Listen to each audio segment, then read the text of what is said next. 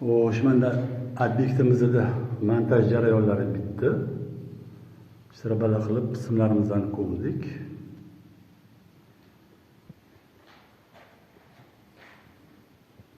Mana yamash bo'yicha internetda ko'p sporlashyapti, elektrik yamaydimi yo malar yamaydimi deb.